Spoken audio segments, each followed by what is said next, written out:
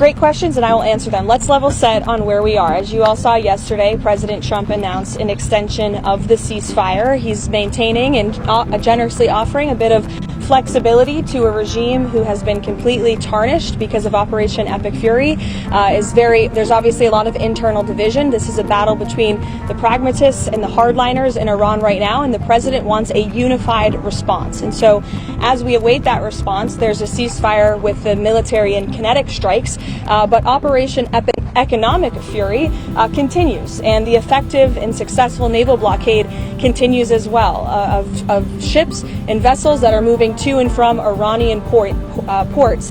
We are completely strangling their economy through this blockade. They're losing $500 million a day. The Karg Island is completely full. They can't move oil in and out. They can't even pay their own people as a result of this economic leverage that President Trump has inflicted over them. So he's satisfied with that as we await their response, and we will see. The president has not set a firm deadline to receive an Iranian proposal, unlike some of the reporting I've seen today. Ultimately, the timeline will be dictated by the commander-in-chief and the president of the United States. Clear then who is in charge in Iran and who the administration is even negotiating with?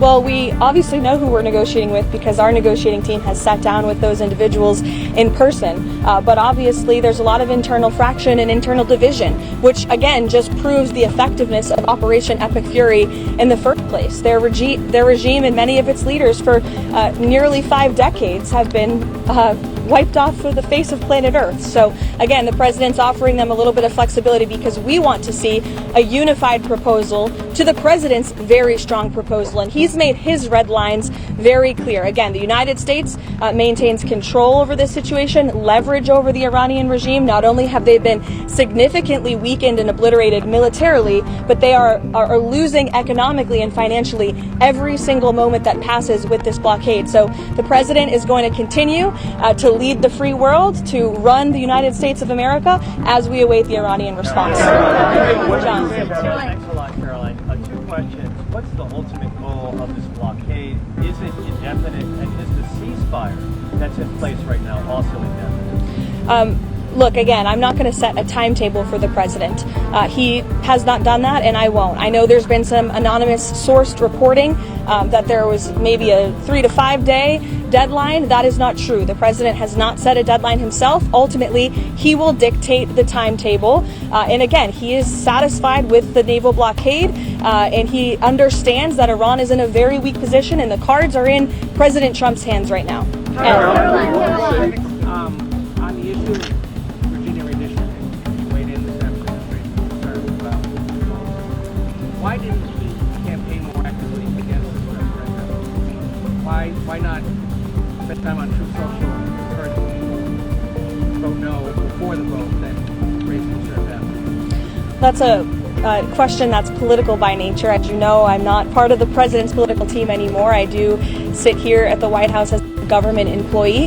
Look, the president has a lot on his plate, a lot on his schedule. He did host a telephone call prior to the election the night before, but he's made his position on the result of this election clear to all of us. Mary Bruce. The president is not setting a deadline with this ceasefire right now, but this war has already gone on longer than he said it would initially. How long should Americans be prepared for this war to go on? Look, I think President Trump ultimately will dictate the timeline, and he will do so when he feels is in the best interest of the United States and the American people. Thank you very much.